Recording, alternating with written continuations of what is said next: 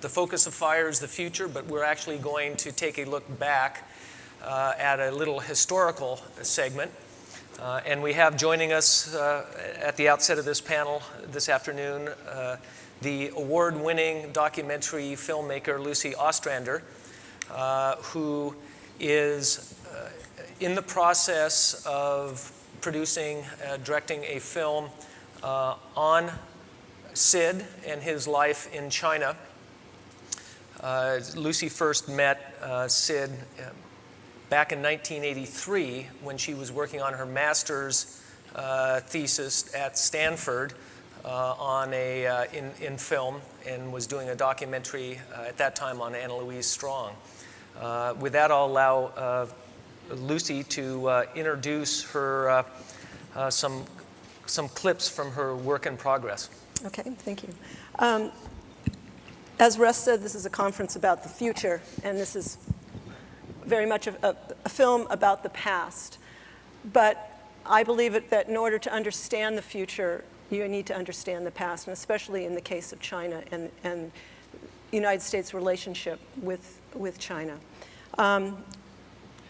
What you're going to see in a few minutes is a 19-minute sampler of a work in progress. In August of 2007, we shot a 14-and-a-half-hour interview with Sidney over a 4-day period. And while we were exhausted each day, Sidney just kept going. It was really amazing. But we can't do justice to Sidney's story in this 19 minutes. And so what you're going to see is I'm going to give you a taste of just some of the material we have. The voice of the interviewer that you will hear is Irv Drasnin, who's co-directing the film with me.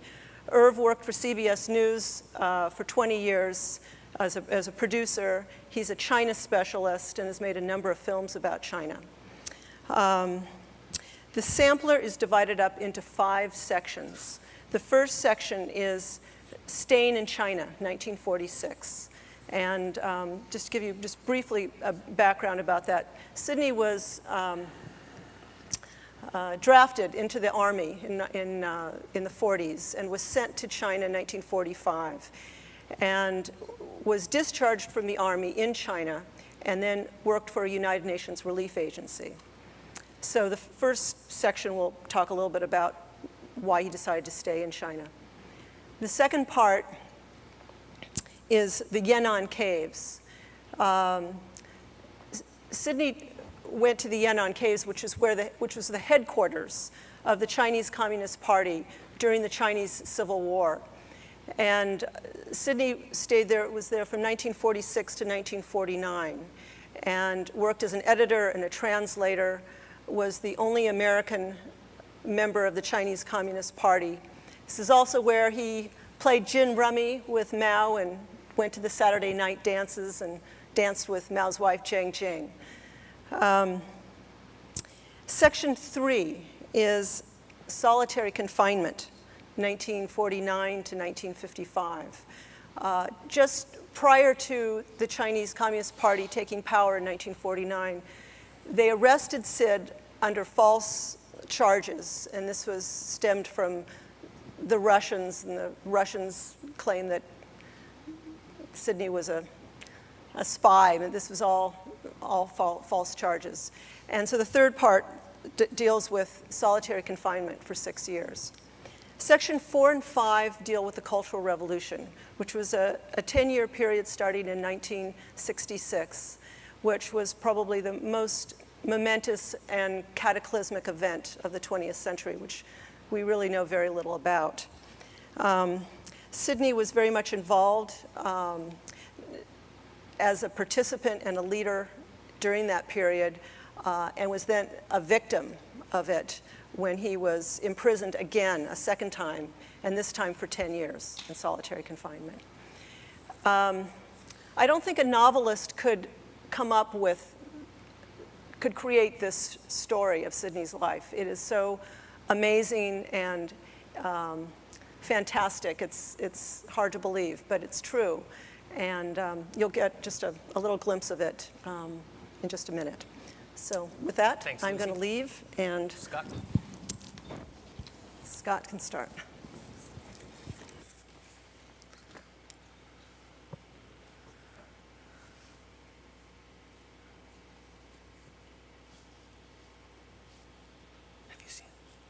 I was planning to go back to the States. I had booked passage on a ship to San Diego. And I went to say goodbye to Madame Sun Yat-sen. And she said, well, you've already met Zhou Enlai. You should go say goodbye to him. So I went to Nanjing and had breakfast with him and said goodbye. And he said, before you go home, you should go up to Yan'an, meet Chairman Mao, then you'll have more to talk about and write about when you go back. Before I took the U.S. Army plane the next morning back to Shanghai, took the ship back to San Diego, went back to school for advanced China studies. The night before, there was a farewell dinner, and General Nierung Zhen, who was the commander of that whole North China area, said in the course of the dinner, suppose I detained you here and didn't let you leave tomorrow. And I said, what would I do? He said, well, we need an engineer. And I said, well, I'm not an engineer. He said, no, not that kind of an engineer. We need an engineer to help us build a bridge from the Chinese people to the American people. He said, Americans in China understand our policy pretty well, but Americans in Washington do not. And we are starting a radio program to bring our policy to them. And we don't have anyone with English as their native tongue. So, and I said I would be overjoyed to stay. My one request would be that if I stay, I would like to be admitted to the Chinese Party. You became the man who stayed behind. I mean, you were leaving America behind you. Mm-hmm. Is there not pause for thought about that? Not a bit, not at the time. No, I thought I'm doing what I'm supposed to be doing. You know, for America's sake as well as for the Chinese Revolution. These are the people that bear the banners of hope, and I'm doing what I can to support them. So I had no hesitation about that whatsoever. But you must have realized it would not be viewed that way in America. Well, of course. But look, when we were organizing textile workers in North Carolina, it wasn't viewed very favorably either. You know, really. I mean, it was no better. The Roanoke Rapids paper carried an editorial about this alien element who's here spreading class hatred in our little community. So I was used to that.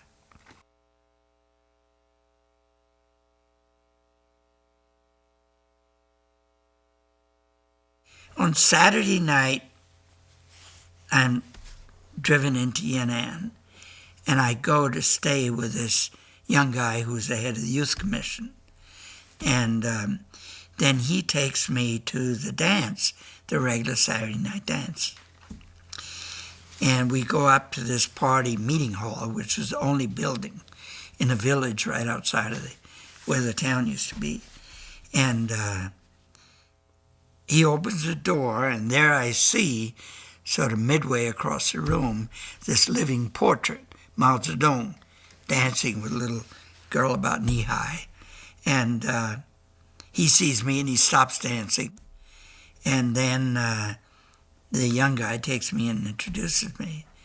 And Mao gave a very warm handshake, and he said, we heartily welcome an American comrade to come take part in our work.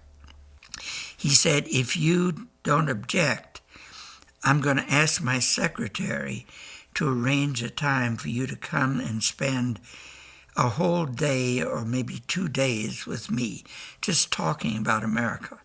He said, not anything special, just about America. Just talk.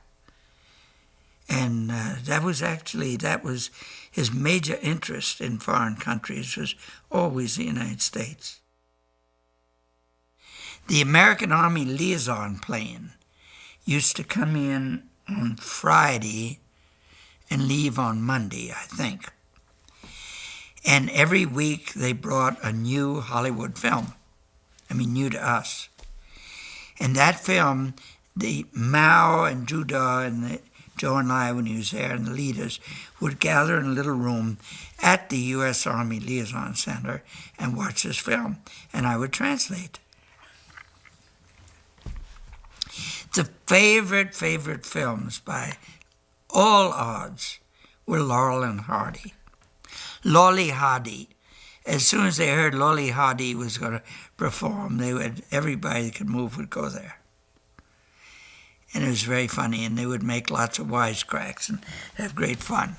But they enjoyed these Hollywood movies. And Mal would go to them. Yeah. I was not a hero, but I lived among heroes. And ordinary people were heroic. And I firmly believe that, based on tons of evidence. For example, when the air raids started and they were dumping these 500-pound bombs all over the place with made in Springfield, stamped on the tail fin, I panicked after the first air raid. I was fine while I was on, but afterwards I panicked. I never saw anybody else who was frightened. Everybody, men, women, and children, they kept doing whatever they were supposed to be doing, like it didn't exist.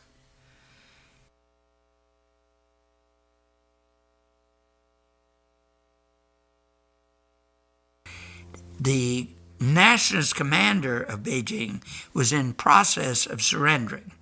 They were still negotiating the terms, and I knew that. So very shortly, they would be peacefully entering Beijing. And I thought, I'm going early because I'm going to be a liaison/interpreter in talks between the new Chinese government and my American government. And I was just on top of the world. I wrote my student wife a message. I said, I'll see you in beautiful People's Peking. But that's not what happened. Not exactly what happened. And then I hear this tapping outside, approaching. Tap, tap, tap, tap on the flagstones outside. And what ran through my head was, quoth the raven nevermore. And the door opens and this horrifying figure appears. A sort of short, thick-set man with huge eyes the size of cartwheels, it looked like, and very thick glasses, carrying a cane, which is what was tapping. And as he came and stood in the doorway, he pointed at me and he said in a voice of thunder, Li Dunbai, my Chinese name, we have received orders from the Chinese People's Revolutionary Military Commission to arrest you. You have accepted a mission from U.S. imperialism to sabotage the Chinese Revolution. Then you start waking up in the morning, and you don't wake up all of a sudden like Tarzan of the Apes. You gradually, first you begin to be able to hear things, and then gradually you come. And every day, as I woke up, I would, right after starting to be conscious, I would have this feeling that this huge stone is on top of me, weighing me down. I think, my God, I'm still in this place. You know, every day is miserable because you're alone, but you're not really alone, because every day you're sitting there with your own potential madness sitting across from you. watching you, and you know it's either you or him.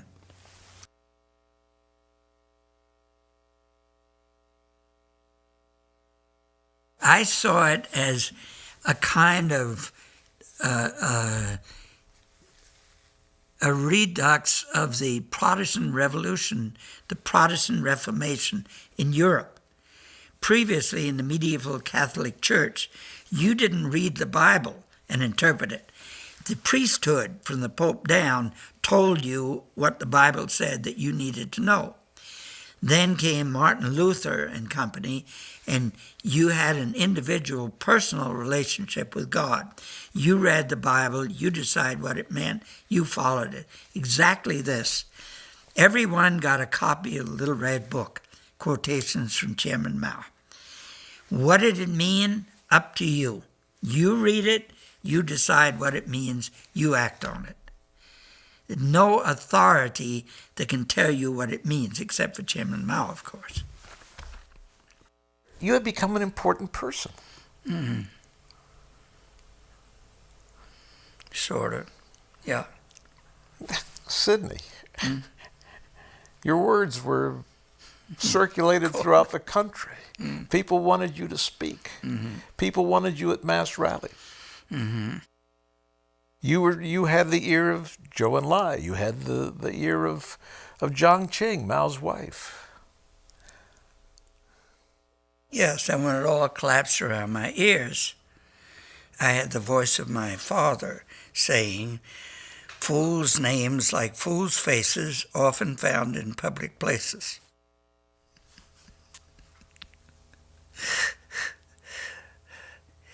Well, I was thinking still, all during the prison years, that we were building a new world, that the Cultural Revolution was building a new democratic socialist world. What happened next, Sidney? Well, the next big thing was on New Year's Eve, when we all, the rebel regiment leaders, gathered in their office, and they decided that the time had come for them to take power, to take over the leadership of the radio formally, run the whole thing. And nobody had ever done this in a government organ before, let alone in such an important one as this. So they weren't sure whether the Cultural Revolution leading group would allow them to do it. So they called on the red phone, which is a direct line to the central leaders, and they asked to talk to Wang Li, who was the member of the Cultural Revolution group in charge of Radio Xinhua, People's Daily. And he got his secretary and told him Wang Li was in a meeting. And so the head guy of the regiment said, "Please go and tell him that we've decided to take power at the radio. Is that okay with him?" So the secretary was gone for a long time. And finally he came back and he said, "Comrade Wang Li says to tell you, you should know what to do." That was all he said. So we all said, or most of us, there was some doubters, most of us said, that's a yes. A few days later, a statement came from Mao Zedong himself saying, "The rebels at radio have taken over, good for them. Now there's some dissension among the rebels. They should be counseled to unite." That's all.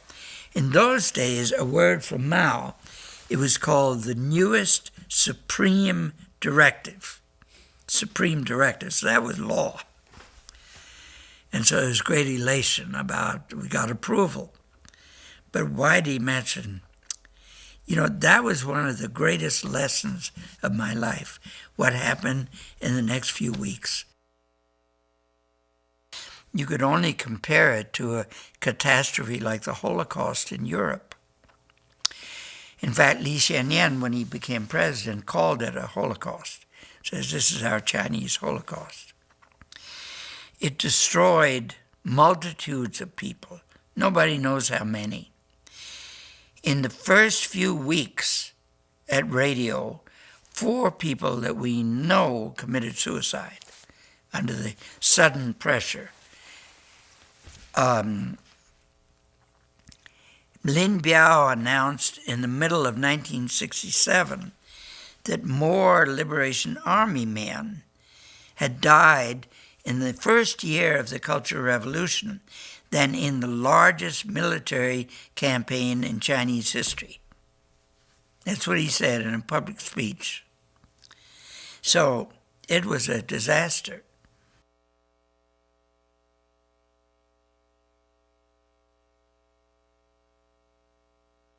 When they led me into the cell block and I looked down, there are 11 doors that are like the doors of a big old-fashioned icebox with big hasps, big things like that.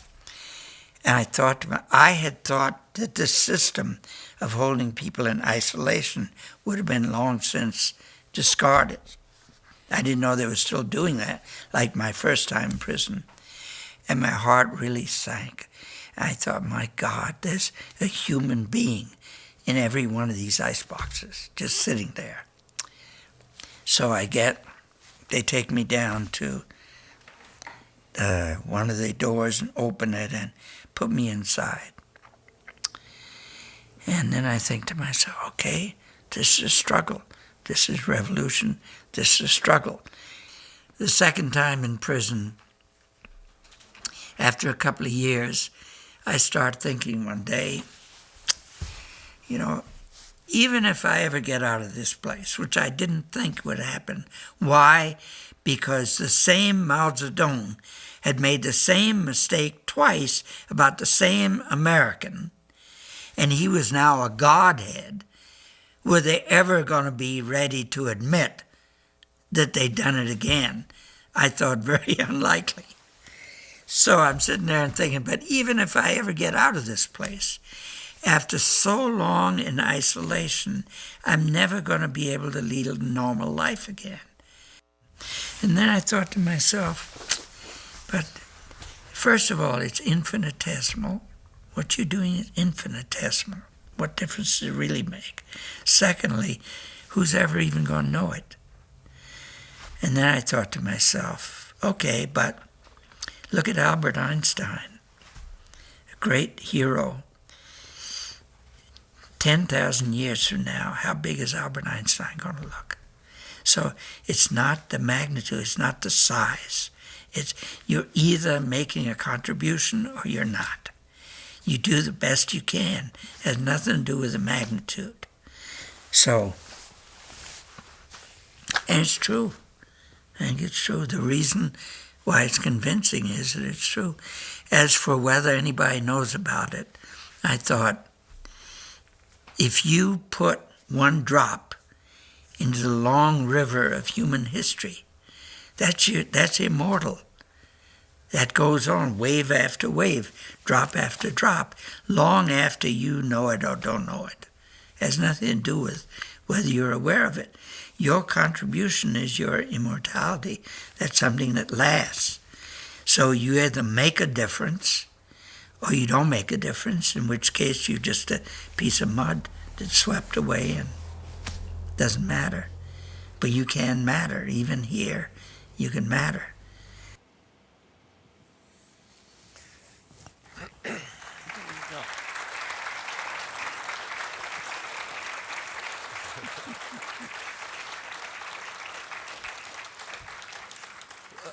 That clip represented our own little cultural revolution here at FIRE. I think we've broken or are in the process of breaking 3 rules or traditions here. One is, as I mentioned, this was historical rather than forward-looking. The second is the idea of a 19-minute clip of a talking head on a screen. And now I will commit the third revolutionary act, which is to make an overt business pitch, which is that Lucy is in the process of raising funds for this documentary film. It'll be hopefully a theatrical release, eventually a PBS show, something along those lines. Budgets upwards of $800,000 plus. I think that they're somewhere between $100,000 and $200,000 into their fundraising. So if anybody wants to help see that film realized, Lucy will be here. She has brochures, and I'm sure would love to talk with you about it. Sid, you are the engineer who has spent the last 60 years plus building a bridge between the US and China.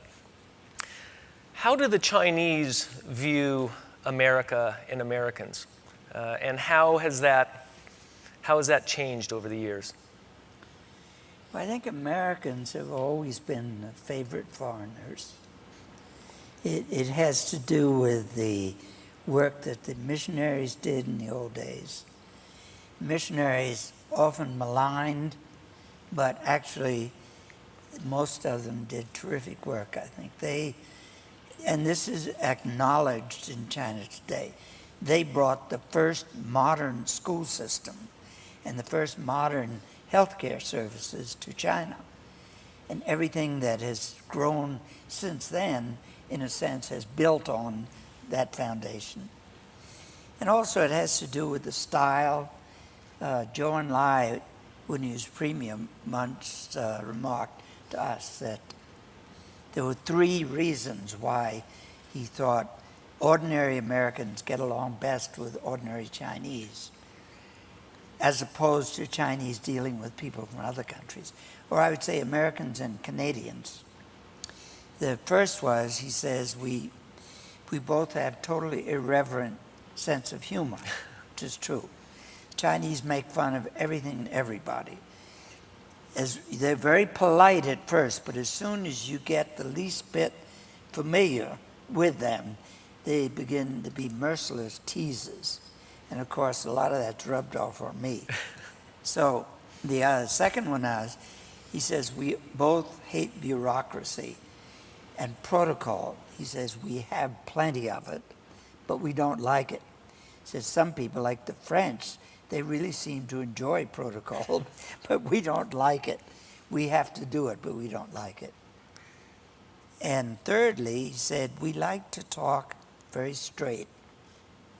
He said, when you have meetings with Chinese, sometimes people just sit and drink tea and wait for you to make the first move. But if you put your cards down, they immediately put theirs down because they don't like this roundabout talk, but sometimes they don't know how to go about breaking through it. So I think and as far as Mao Zedong went personally, as I mentioned in the film, America was always the center of his interest, his favorite country. The few left-wing Americans that were in Beijing during the 50s and 60s were the only group with whom he used to meet and talk and invite to dinner. Not the British, not the Japanese, not any of the other left-wing groups that were there. And he always showed great interest in the United States. In 1946, I twice interpreted Mao's message to American representatives, once military general marshal's adjutant, once diplomatic representative. And the message was identical. He said that, this is 1946, he said, we know that you're helping Chiang Kai-shek against us. That's a given. But after we come to power, he said, we expect to be in power in China in 5 years. Actually, it only took 3.5 years. After we come to power, we want and need to have good relations with the United States for 2 reasons. First reason is that after World War II, only you have the financial strength to give us the loans we need to rebuild our country. China's been torn by warfare for over a century. Everything needs to be built, and you're the only ones that can do it. Sort of ironically, they're now financing our deficit, but It's supposed to be a secret. Yeah, we were with Bill Perry, Jimmy Carter's Secretary of Defense, last month in a program, and he said something I thought was right on. He said, the deal between us and China is we buy their goods, they take the money and finance our debt. And which means that neither one can ever get along without the other, which I think is true. but it was different then. They needed money from us. They needed money from us. They needed everything. The second reason he gave really blew my mind. It was totally unexpected. He said, the second reason is that after the war, we do not want to be unilaterally dependent on the Soviet Union. He said, because they're our comrades, but many of their basic viewpoints we do not share. We have our own way of looking at things. So we want to be able to have close relations with both the West and the East. Early in this, 1943, he had applied to come to Washington and meet with President Roosevelt to talk about post-war China. Now, Mao was an intensely nationalistic Chinese. He prided himself, and he said over and over again, he had never left Chinese soil. He helped to raise money to send Zhou Enlai and Deng Xiaoping and others to go to study in Europe, but he never went. And he was quite proud of that. And here he was appealing to us to invite him to go to Washington during the war in 1943. And to all of this, we turned a deaf ear. We rejected his request for an invitation. We wouldn't talk with him about loans or about anything else. And I think that if we had not been so ideologically driven, so narrow, we would not have had to fight the war in Korea or the war in Vietnam. Well, but we wouldn't refuse to talk to adversaries now for ideological reasons. Depends on who the we is, yes. Hopefully after this election that may change, but right, yes. So we missed a great opportunity, and the result is, my view, that was one of the important reasons why Mao made a 180-degree change in his political program in 1949, right after the rejection.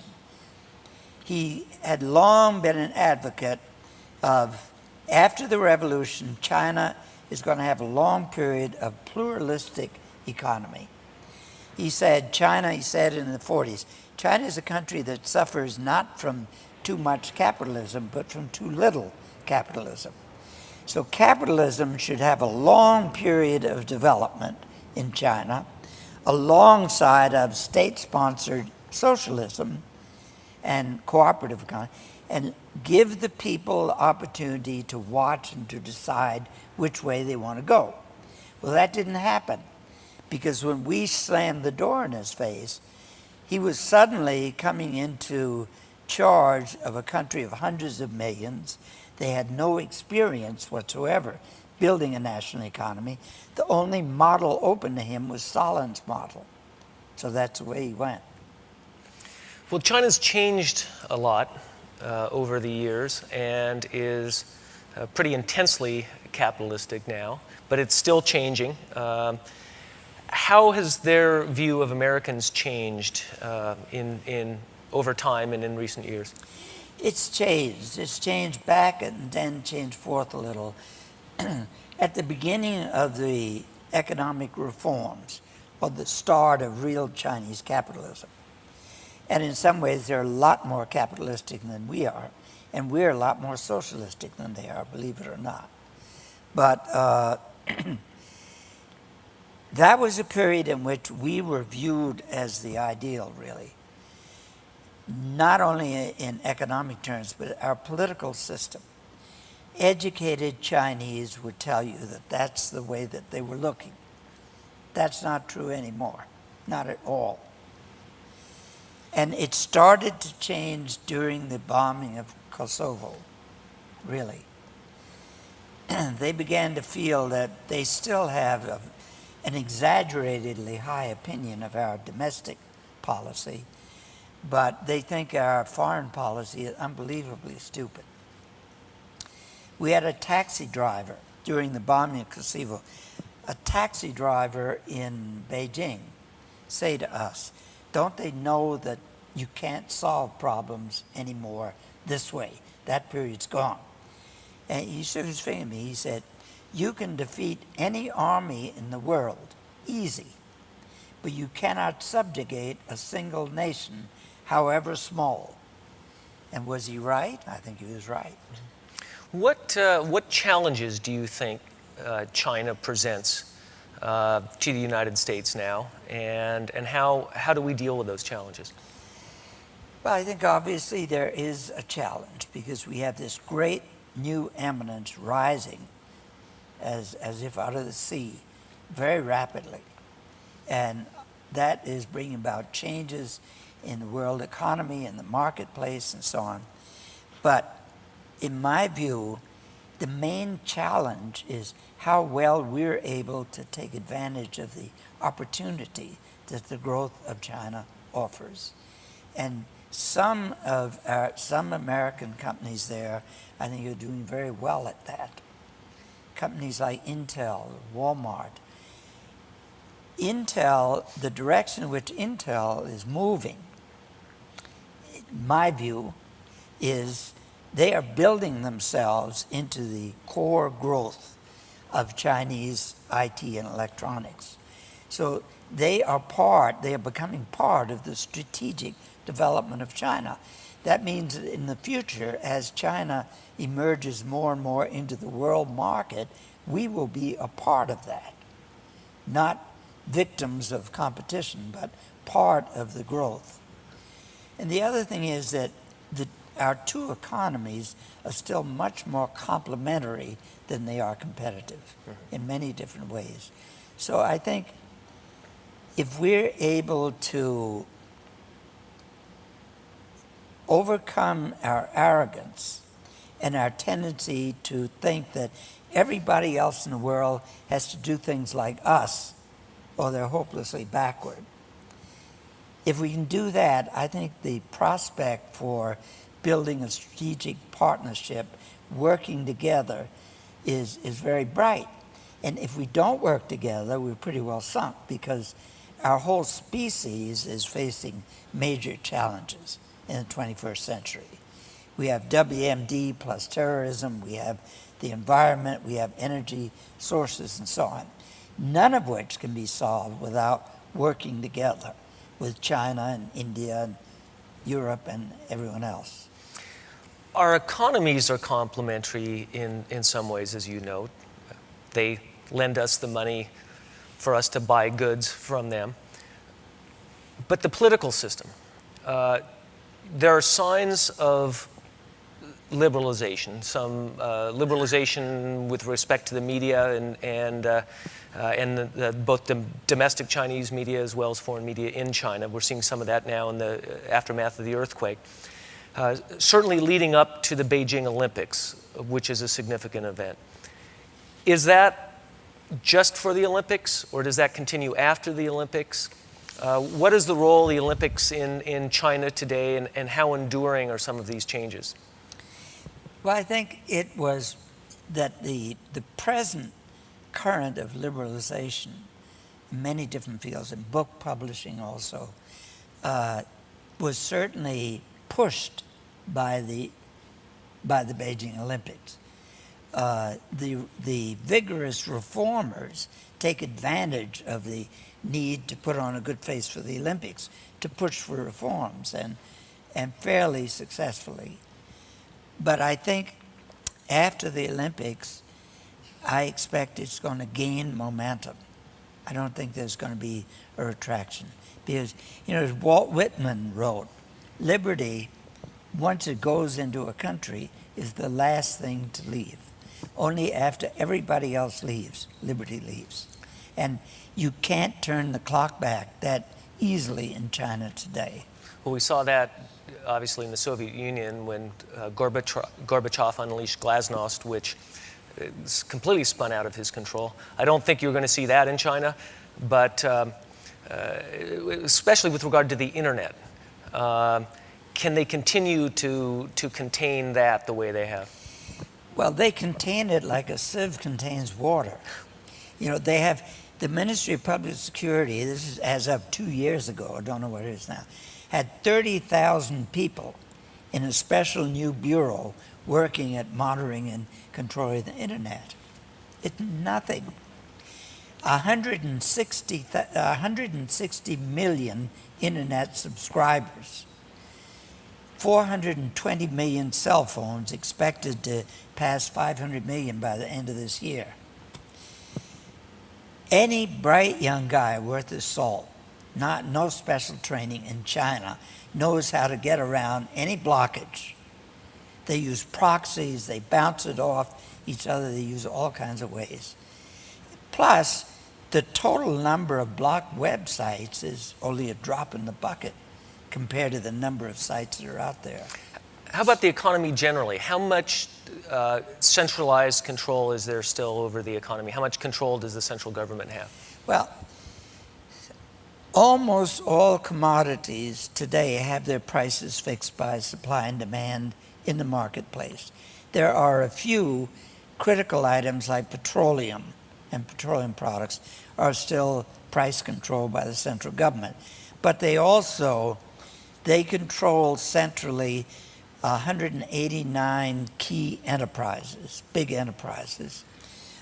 They control the banking system, interest rates, financing, who gets the loans and so on. That's government policy controls that. So they have a great measure of control. But what you see today is a very powerful countervailing force, the lobbying of Chinese trade associations and the big conglomerates towards the central government, which has a powerful impact on policy.